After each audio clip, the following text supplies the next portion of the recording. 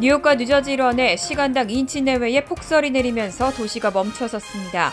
눈은 내일 밤까지 이어지면서 5년 만에 최대 적설량을 기록할 것으로 보입니다. 남아프리카 공화국에서는 기존 코로나19에 감염됐던 사람들이 변이 바이러스에 재감염되는 사례가 발생했습니다. 흑인과 라틴계 커뮤니티의 백신 접종 비율이 백인과 아시아계에 비해서 훨씬 저조한 것으로 조사됐습니다. 오늘부터는 대중교통 이용 시 마스크 착용이 의무화됐습니다. 탑승을 기다리는 동안에도 마스크를 착용해야 합니다. 바이든 대통령이 의회에 코로나19 관련 경기부양책의 신속한 처리를 촉구했습니다. 이상은 이 시각 주요 뉴스입니다. 시청자 여러분 안녕하십니까? KBN 뉴스입니다.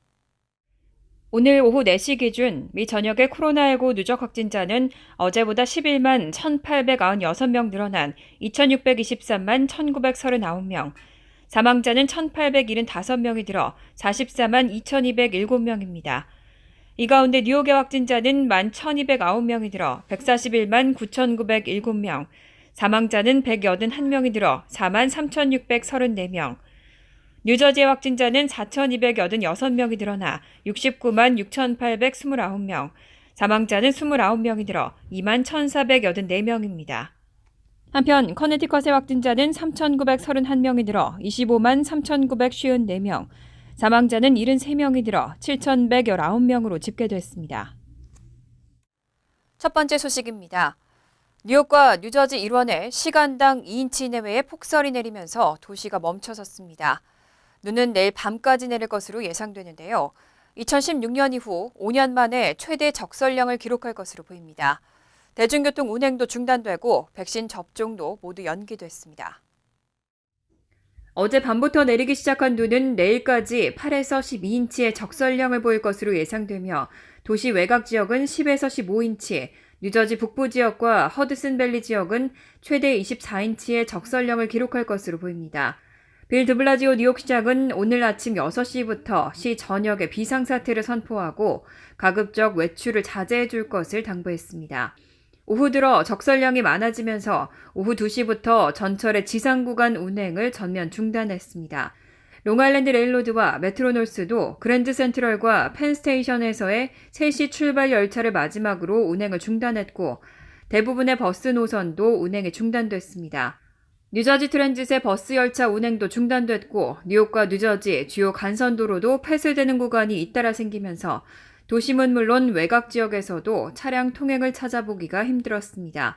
코로나19 백신 접종도 중단됐습니다. 뉴욕시는 20곳의 백신 접종센터와 7곳의 클리닉 운영을 일시 중단한다고 밝히고 예약 변경을 당부했습니다. 내일까지 뉴욕, 뉴저지 모든 공립학교는 대면 수업을 중단하고 원격 수업으로 전환했습니다. 뉴욕 일원에 내리는 눈은 내일 밤 늦게 그칠 것으로 예상됩니다.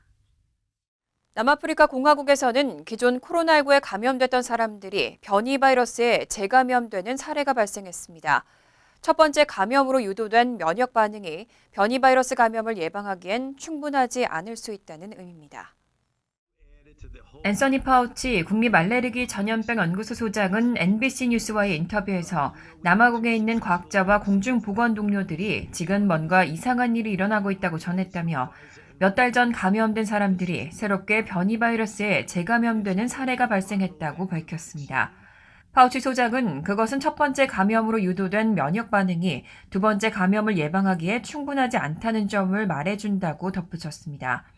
아울러 백신 자체가 그런 종류의 보호를 유도하는데 더 나은 것 같다며 왜냐하면 그것들은 중증 질환 방지에 대한 효과가 50에서 88%에 달하기 때문이라고 백신 접종의 필요성을 강조했습니다.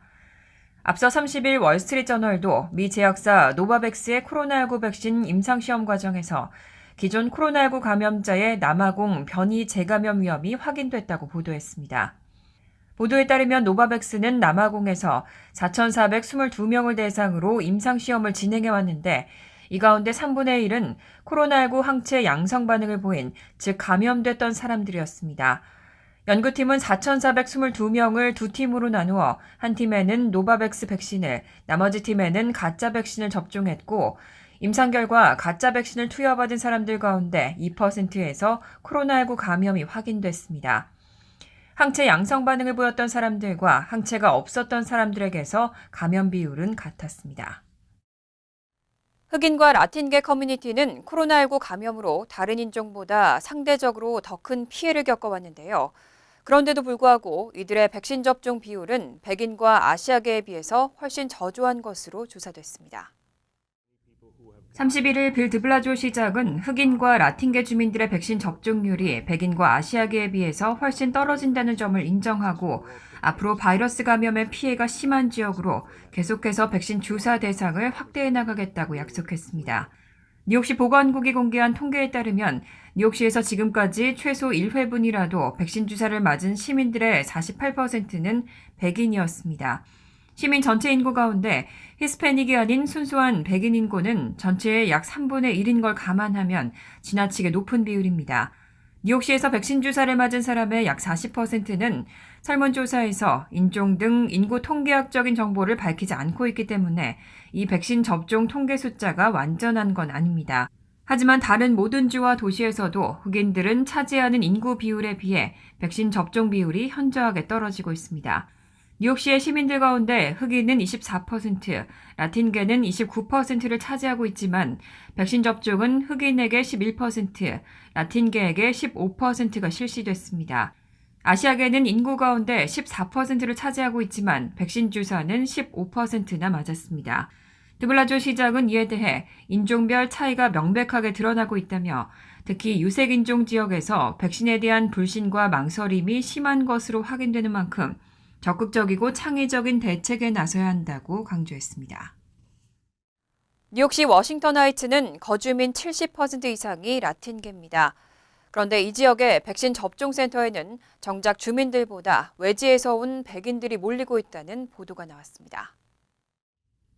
뉴욕시 워싱턴 하이츠에 있는 아모리 트레겐 필드 센터에는 이 지역에 주로 사는 65세 이상 유색인종 주민을 위해 코로나19 백신 접종소가 운영되고 있습니다. 뉴욕시 맨하튼 북부 할렘가에 있는 워싱턴 하이츠는 코로나19 확진자가 대거 발생한 지역으로 거주민 70% 이상이 라틴계입니다. 하지만 목격자들은 정작 이 센터에서 백신을 접종하는 시민은 지역 주민들보다 외지에서 온 백인이 압도적으로 더 많다고 전했습니다. 콜롬비아 메디컬 센터의 수사나 베자르 박사는 CNN 방송과의 인터뷰에서 하루 동안 백신을 접종한 2,400명 중 대부분이 지역사회 주민이 아니었다면서 이 지역에서 이토록 많은 백인을 본 적은 없었다고 말했습니다.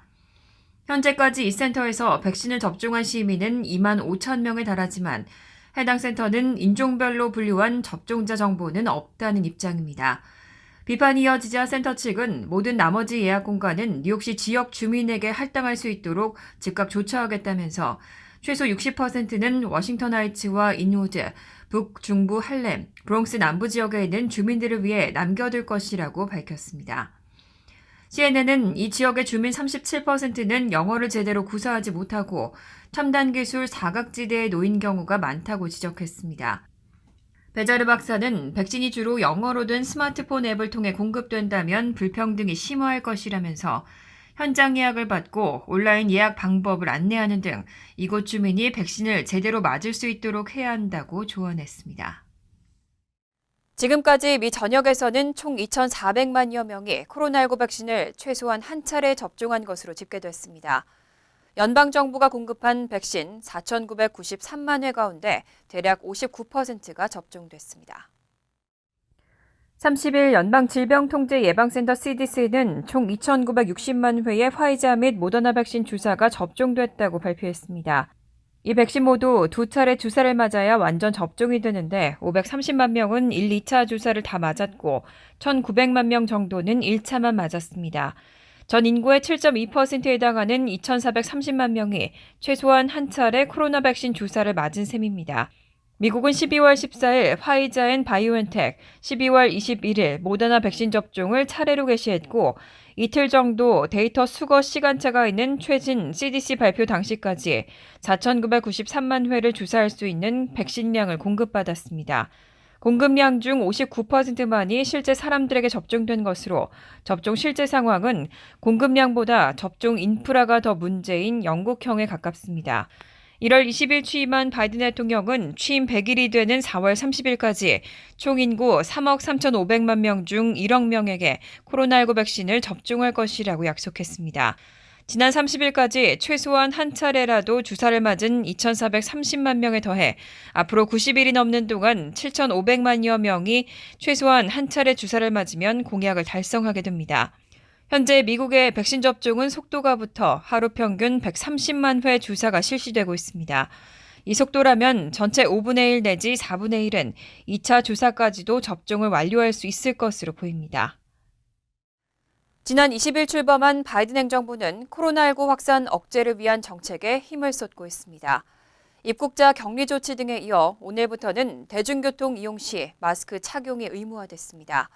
탑승을 기다리는 동안에도 마스크를 착용해야 합니다. 29일 질병통제예방센터는 코로나19 확산 억제를 위해 버스와 기차, 택시와 비행기, 보트, 지하철, 공유 차량 등 모든 형태의 대중교통 수단을 이용할 때 마스크를 착용해야 한다고 발표했습니다. 이 명령은 동부시간 기준 오늘 오후 11시 59분부터 효력이 발생하고 추후 통지가 있을 때까지 유지됩니다.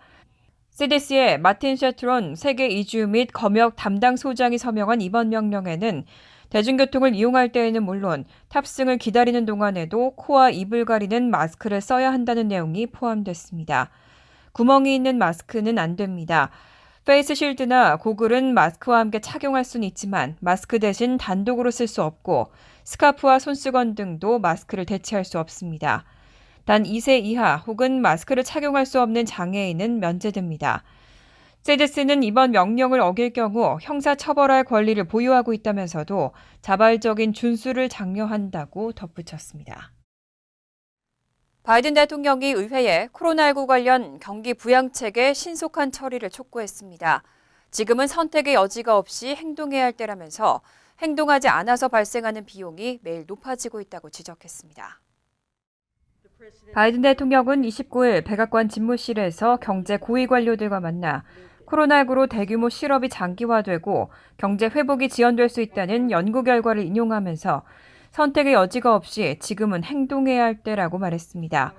특히 공화당 도널드 트럼프, 조지 W. 부시 전 대통령의 경제고문들도 같은 주장을 했다면서 좌우 중도 상관없이 경제학자들 사이에선 이 위기가 이례적인 위기라는 것에 압도적인 공감대가 형성돼 있고 행동하지 않음으로써 발생하는 비용이 매일 높아지고 있다고 지적했습니다.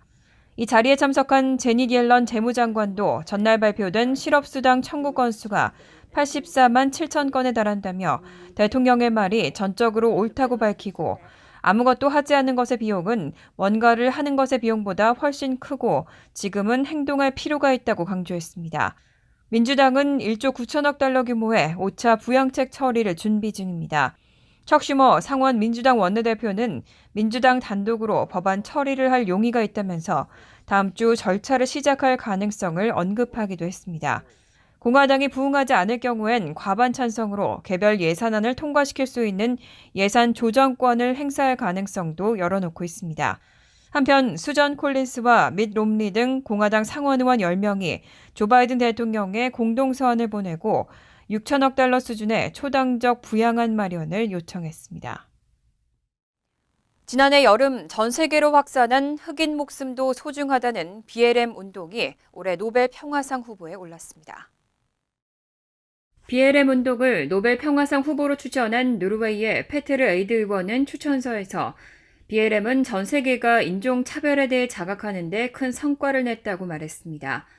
에이드 의원은 BLM 운동이 흑인 등 억압된 이들뿐만 아니라 모든 사회 집단의 구성원을 결집시켰다는 점에서 이전의 운동과 다르다면서 전 세계적인 인종 차별에 맞서는 중요한 운동으로 거듭났다고 평가했습니다.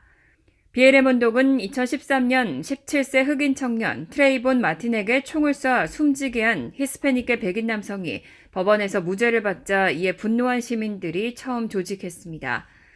흑인에 대한 경찰의 공권력 남용에 항의하는 시위를 이끌어오던 BLM은 지난해 5월 미네소타주 미니애폴리스에서 백인 경찰관의 무릎에 눌려 흑인 조지 플로이드가 숨진 사건을 계기로 미국을 넘어 유럽과 아시아 등 전 세계로 퍼져나갔습니다.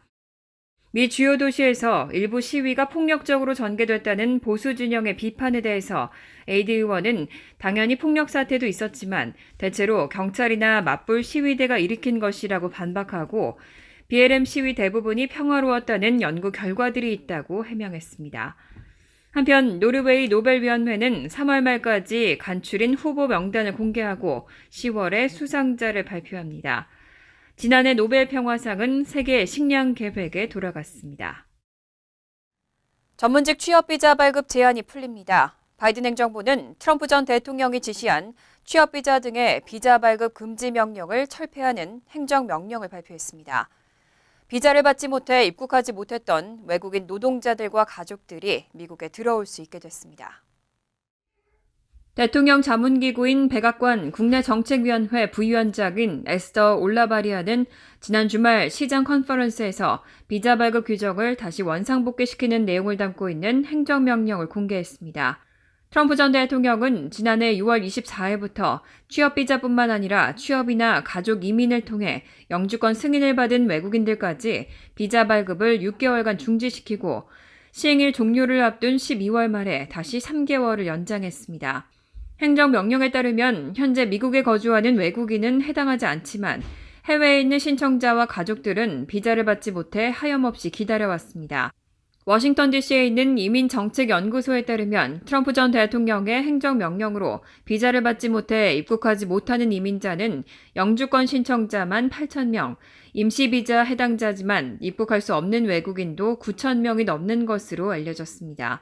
바이든 행정부가 이 비자 발급 금지 명령을 철폐하는 행정명령을 발표하면서 그동안 입국하지 못했던 외국인 노동자들과 가족들은 미국에 들어올 수 있게 됐습니다. 바이든 행정부는 이 밖에도 미국 비자를 신청하는 이민자가 입국 30일 안에 건강보험 의무 가입 의사를 밝히도록 한 행정명령도 취소했습니다.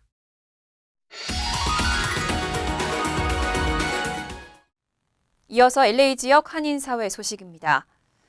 캘리포니아주의 세입자 퇴거 유예 조치가 오는 6월까지 연장됐습니다. 게빈 뉴섬 캘리포니아 주지사는 오늘 테넌트들이 렌트비의 최소 25%를 지불할 경우 오는 6월까지 퇴거 조치로부터 법적 보호를 받을 수 있도록 하는 법안에 서명했습니다. 또 법안에는 26억 달러 규모의 렌트비 지원 프로그램도 포함됐습니다. 이에 따라 건물주가 밀린 렌트비 20% 탕감에 동의할 경우 지난해 4월부터 올해 3월까지 밀린 렌트비의 나머지 80%를 캘리포니아 주정부가 지급하게 됩니다. 지원 대상은 거주지역 중간소득의 80% 이하에 해당하는 저소득층으로 최소 90일 이상 실직한 세입자나 중간소득 50% 이하인 세입자들에게 우선권이 주어집니다. 캘리포니아주 고용개발국 EDD가 실업수당 부정 청구로 지출한 금액이 104억 달러에 달하는 것으로 나타났습니다. 일레인 하울 캘리포니아주 감사관이 발표한 EDD 감사 보고서에 따르면 EDD는 지난해 3월부터 12월까지 수백만 명의 미적격자에게 104억 달러의 실업수당을 지급했습니다. EDD는 부정 청구 건수가 증가했음에도 늑장 대응을 했다고 감사관은 지적했습니다. 하루에 1,000건에 달하는 부정 청구가 접수됐지만 이를 검수하는 데 직원 2명만 할당됐고 7월에 검수 시스템이 자동화됐지만 이미 수천 건이 지불됐다고 전했습니다. 55만 5천 건의 실업수당 청구가 2만 6천 개 주소에서 발생하는 등 동일한 주소로 청구된 사례가 많았고 매일 1,000건 이상의 신분도형 신고가 들어와 대응률은 2% 미만인 것으로 드러났습니다. 이외에도 계좌 동결 문제 해결과 재소자들에게 지급된 실업수당 그리고 기존 사기 방지 정책에 대한 효과 검토도 지난 2015년 이후 이루어지지 않았다고 비난했습니다. 간추린 소식입니다. 캘리포니아주의 요세미티 국립공원이 2월 8일부터 예약제로 입장객을 받는 조건으로 다시 개장합니다. 공원 측은 요세미티 국립공원에 폭주하는 탐방객을 더 효율적으로 관리하면서 캘리포니아주의 코로나19 방역 수칙에 부응하기 위해서 2월 8일부터 당분간 매일 입장객을 예약제로 받아들이기로 했다고 발표했습니다. 요세미티 국립공원은 지난 1월 19일부터 문을 닫았습니다. 미취드 유통업체 월마트가 인종차별을 해소하는 광범위한 활동에 1,430만 달러를 기부하기로 했습니다. 16개 비영리 단체에 지원하는 기부금은 유색인 사회에 코로나19 백신 정보를 제공하고 흑인 대학생의 학자금 대출 상환 부담을 덜어주는 데 사용됩니다. 원격 수업을 받는 학생들에게 적절한 인터넷 환경을 제공하겠다는 목표도 포함됐습니다. 이번 기부는 인종차별 퇴출에 기여하기 위해 5년 동안 1억 달러를 기부하겠다는 약속의 일환입니다. 뉴저지 주정부는 자체 건보거래소를 통한 오바마케어 가입이 5월 15일까지 가능하다고 발표했습니다. 당초 1월 31일까지였는데 이를 연장한 겁니다.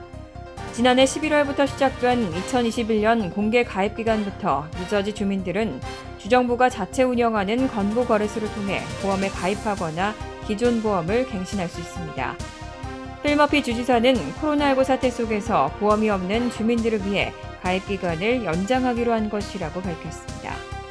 뉴저지에서 3,320만 달러의 파워볼 잭팟이 터졌습니다. 뉴저지 복권국은 지난 30일 파워볼 추첨에서 당첨번호 1, 2, 7, 52, 61, 파워볼 번호 4를 모두 맞힌 복권이 모리스 카운티 시더놀스의 편의점에서 판매됐다고 밝혔습니다.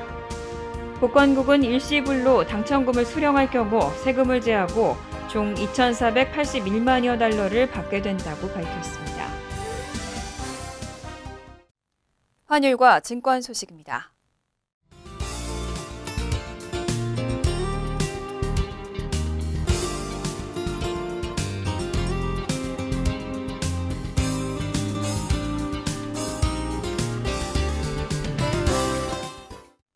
이어서 날씨입니다.